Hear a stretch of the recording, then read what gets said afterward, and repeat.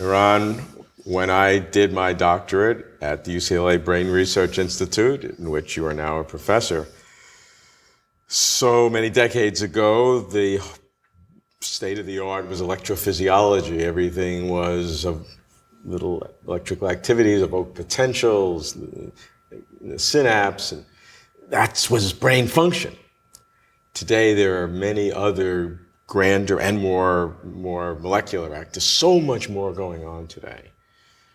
The area of the lateralization of the brain, two parts, is absolutely fascinating in terms of function. What can you tell us to make that live? Right. I think this is critical.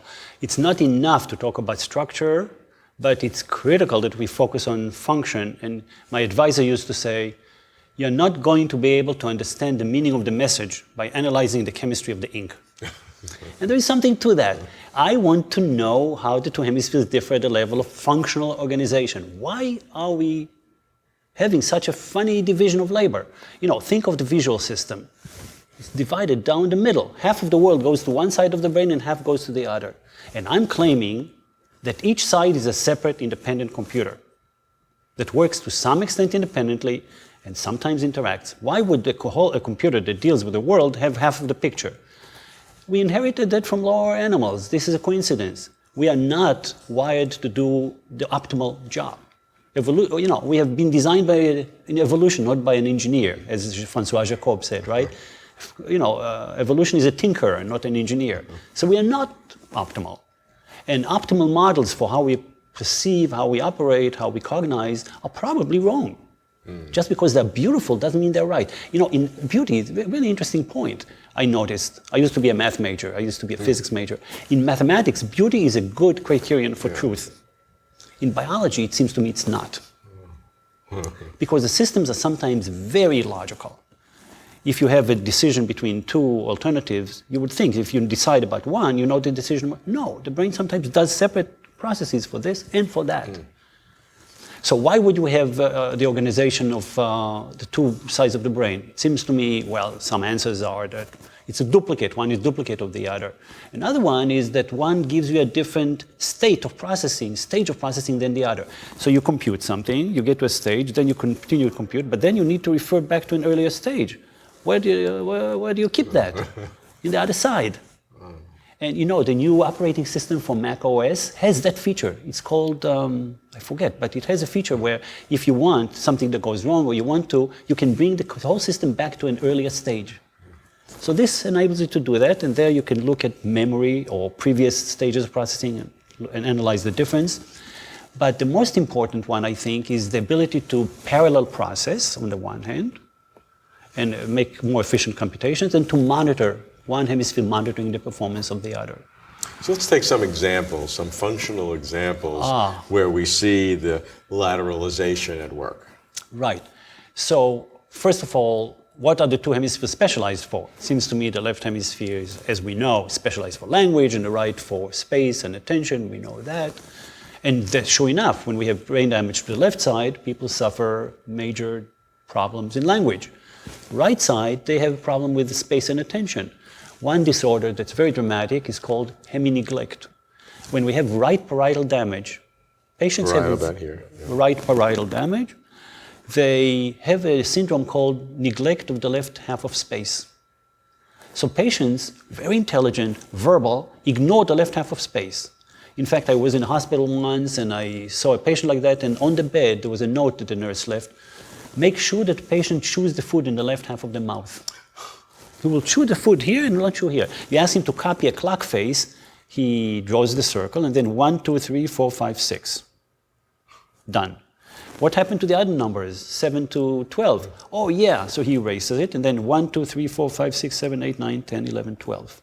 And still ignores the left half. On his own body, in mental, outside, even in mental space. Sometimes the damage is large enough so he has a paralyzed left hand. He denies his illness. This has a term, anosognosia. He doesn't know that he has a deficit. So here's a disorder of consciousness because he cannot do something and he doesn't know that he cannot do it. So he denies that this paralyzed hand is his own, gives it a name, Charlie. What do you mean, Charlie? It's a hand. Yeah, it's a hand. Whose hand is it? Yours. Mine, it's connected to your body. I know, but it has a will of its own. So I talked to a patient like that once, and I said to him, look, he was an engineer, spoke very fluently.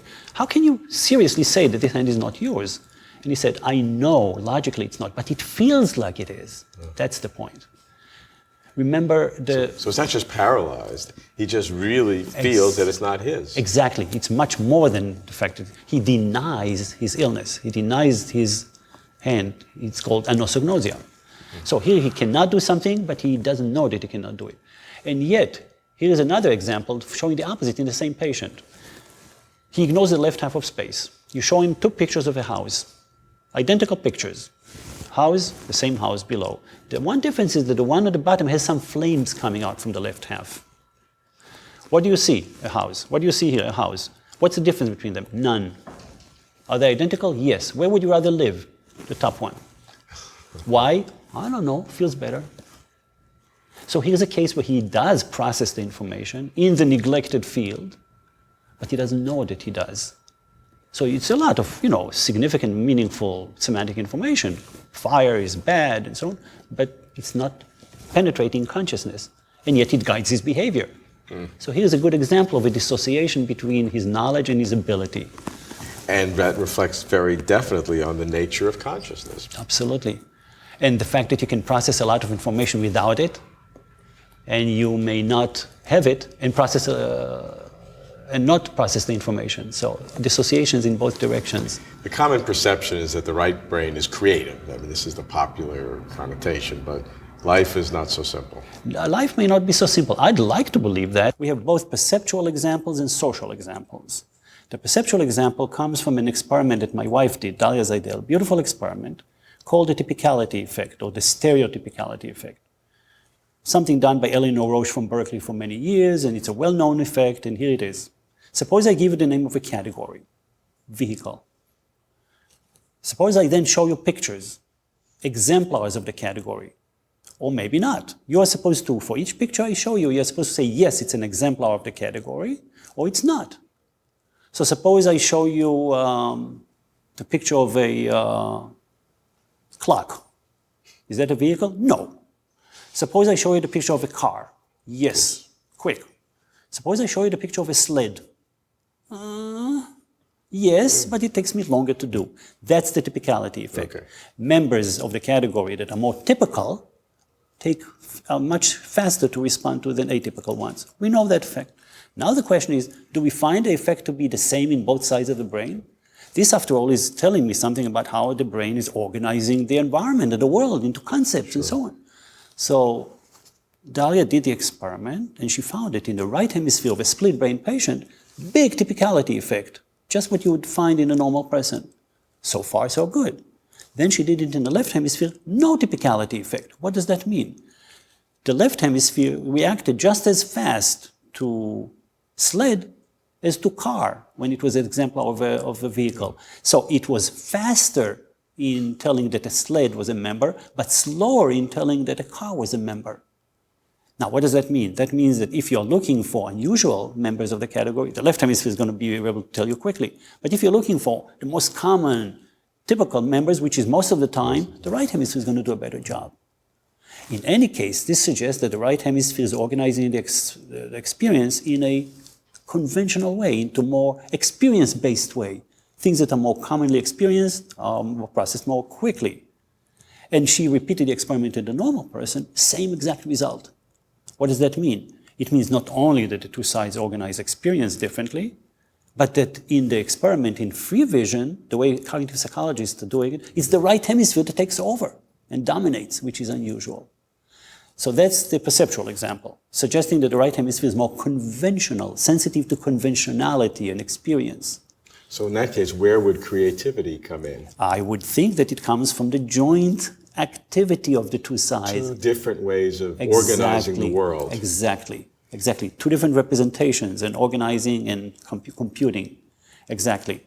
The second example comes from a bad experiment that I've done. It is asking whether the self-concept is the same in the two hemispheres. Now, how do you do that? Usually you do it verbally. We couldn't do it verbally because the right hemisphere doesn't have speech and so on. So we did it pictorially. I used a test developed for children called the Values Inventory for Children by Guilford, the daughter of the psychometrician from USC, the famous psychometrician. It's supposed to tell you about the self-concept. And how does it work? You see two pictures. In it, there is a little girl or a little boy, it's for children, with a striped shirt. That's the ego, that's you. And you see yourself engaged in one situation or in the other, and you're supposed to prefer one to the other. And in one of them you're sharing ice cream with a friend, you're taking the bigger portion to yourself. In the other one, you give the bigger portion to your friend. Which one would you choose? Another version of the test is you see a picture with you involved, the ego, a little boy with a striped shirt is pushing another boy into the pool. How do you feel about that? A happy face, slightly happy face, neutral face, unhappy face. The right hemisphere was super ego, perfectly super ego. Anything but id. In other words, it always chose the good boy type of behavior. Now, this is a bad test. Why it's a bad test? It's for children, not for adults. What are you asking? How do you want to be? How you think you are? How how others see you? You don't know what exactly. The left hemisphere, in fact, gave very non-traditional. It was joking around, didn't respond very consistently, and so on. But this was a surprise. It suggested the right hemisphere is again conventional, and the opposite of being creative or instinctive in that sense. That's why I'm saying that. Interesting. You've also done some interesting work with brand recognition and how words affect us. Right. So the question is whether words are recognized in both hemispheres. From the beginning, it was clear that when you give instructions to the split brain patient, the right hemisphere understands the instructions even before you demonstrate them non-verbally. How? If there is no language and if there is no contact to the left hemisphere, it has some language, especially comprehension, especially for spoken words.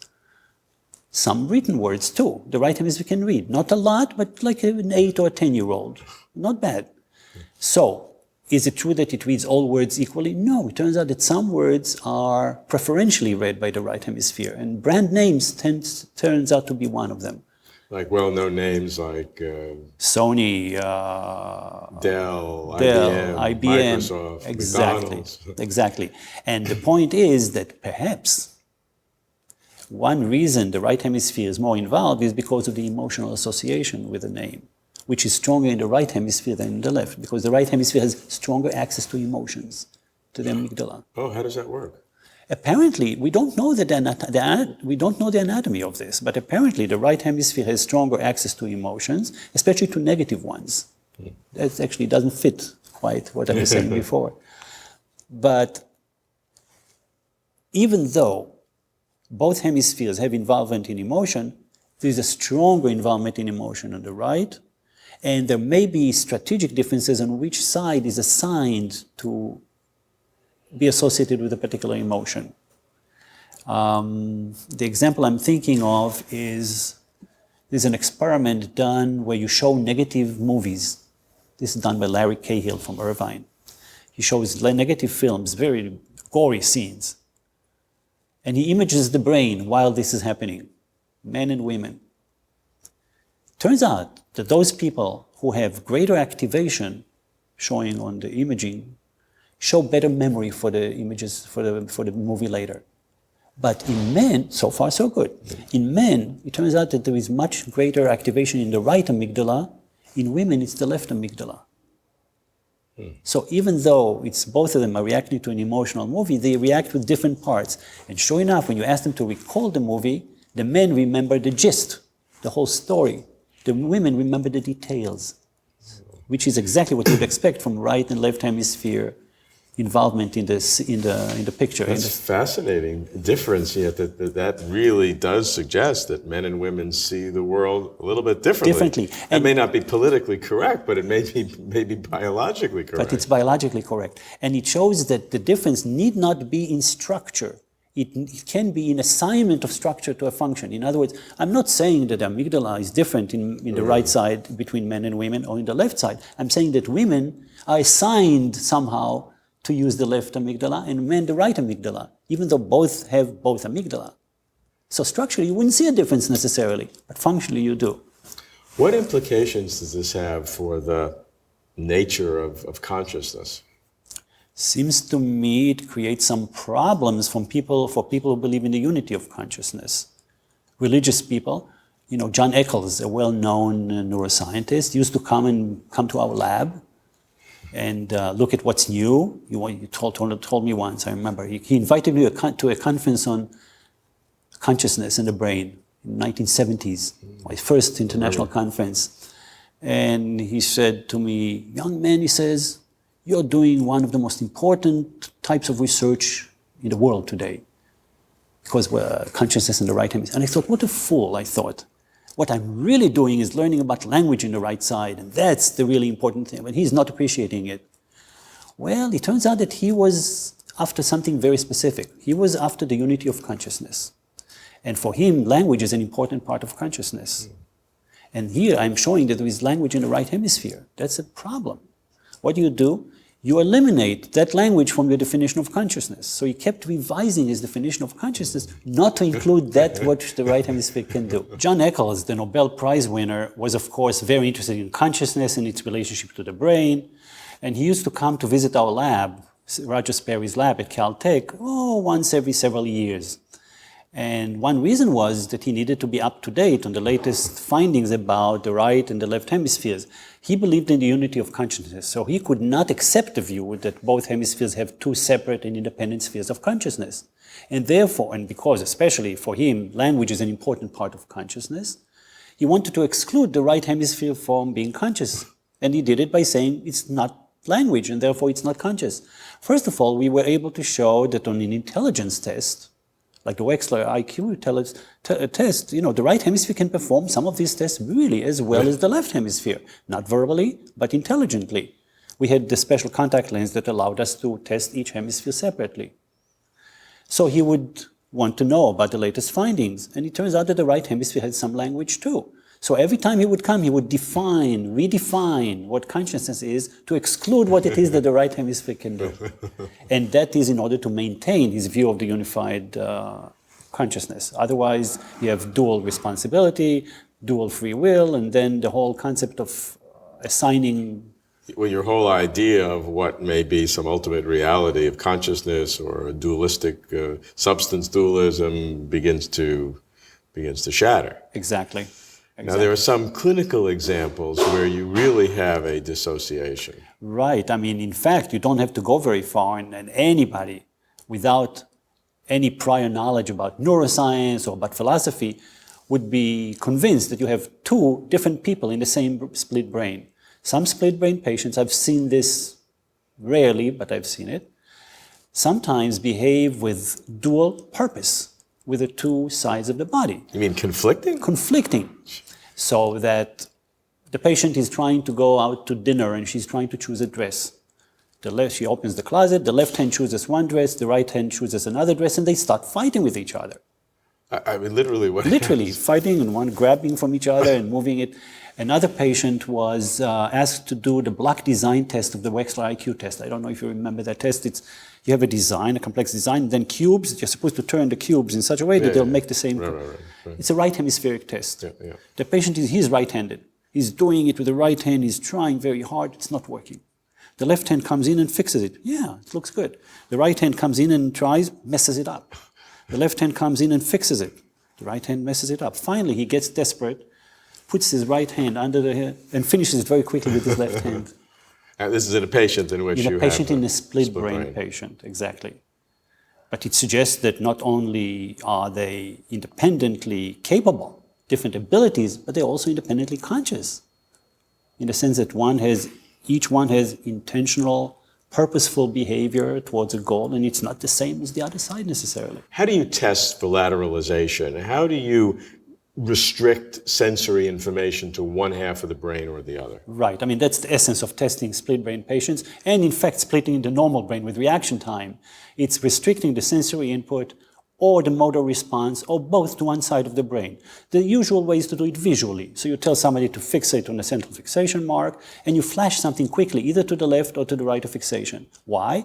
Because half of the visual field precisely goes to one hemisphere, and the other half goes to the other hemisphere. In each eye. In each eye. And unfortunately, it's not the case that closing one eye leads to one hemisphere. Right. That's true when you do an optic chiasm section. And that's what they do in monkeys. So they do the optic chiasm section, then each eye sees only one half of the visual field, but only to one hemisphere. Yeah, right. But in human beings, each eye has two visual half fields. One goes to one hemisphere, the right half field to the left hemisphere, the left half field to the right hemisphere. So we need to get the information to one hemisphere by doing it quickly.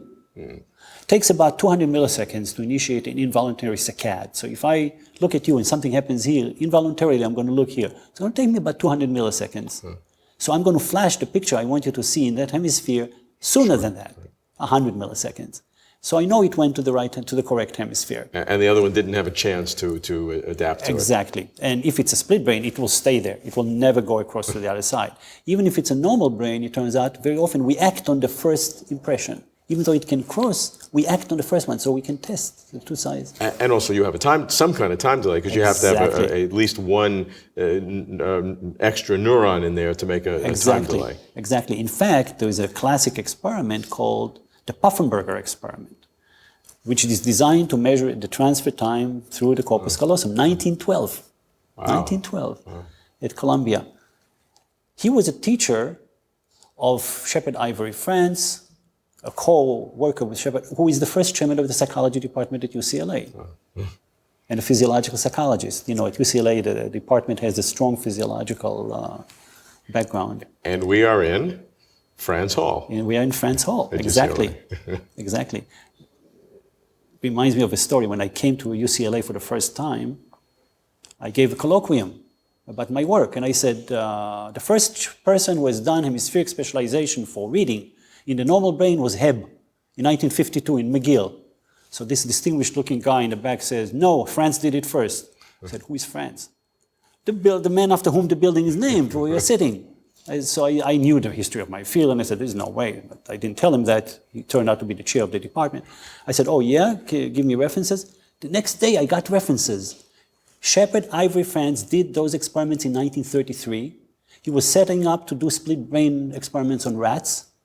He did not do it because he died too soon in 1933 from Lou Gehrig's disease, amyotrophic lateral sclerosis. So why didn't we know about it? Why is it nobody knows about it? I wrote a paper about that. It's a really interesting case study in the sociology of science.